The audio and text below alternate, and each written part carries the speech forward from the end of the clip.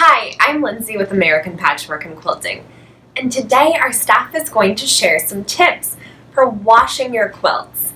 Now the one I'm sitting on right here is our cat's favorite quilt in the world, so I'm going to start by sharing a tip I use for cleaning the pet hair off this quilt without having to throw it in the wash all the time. I'll take the quilt outside and shake it of all the loose pet hair.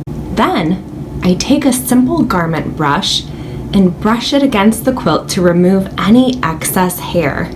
I make sure to go with the machine quilting lines as close as I can instead of going against them, which can cause tears in the quilt. Now that this quilt is all clean, let's see the tips from the rest of our staff. Hi, I'm Allison, and I'm going to share with you my favorite tip when it comes to washing quilts, because we all know it can be a little scary putting your quilt in the wash for the first time.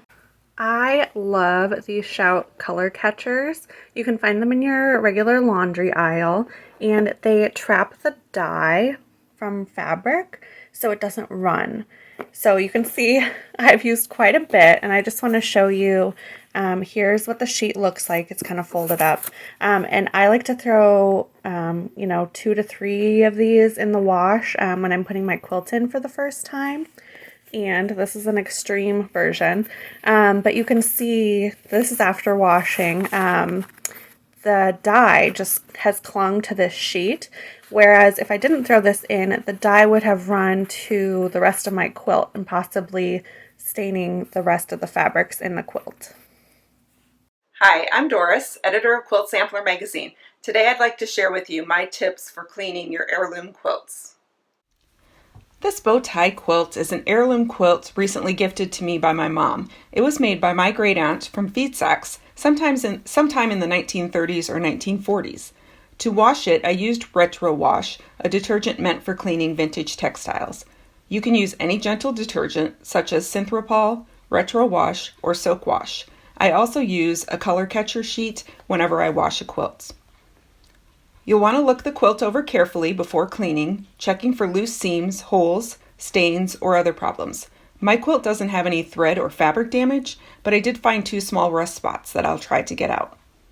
Retro Wash can be used in a washing machine, but I chose to do a pre-soak in a tub.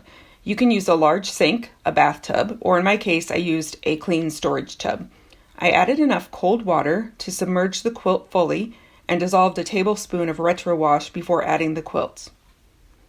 Add your quilt and gently move it around to release any dirt or soil. I soaked my quilt for 30 minutes, shifting the position of the quilt twice while it was soaking. After soaking, I dumped out the dirty water, rinsed the quilt again in fresh cold water, and then squeezed out as much of the water as I could. Remember to support the weight of the wet quilt when you lift it. If you pull to lift it, you might tear the threads or the fabric. Because the physical condition of my quilt is really good, I decided to rinse it in the washing machine. I added a color catcher and washed it on delicate using cold water and the lowest spin speed setting. After removing the quilt from the washer, I spread it out on a bed atop a clean utility quilt to let it air dry. By the way, that is the used color catcher that came out of the machine with my quilt, but no bleed on my bright white fabrics. Yay!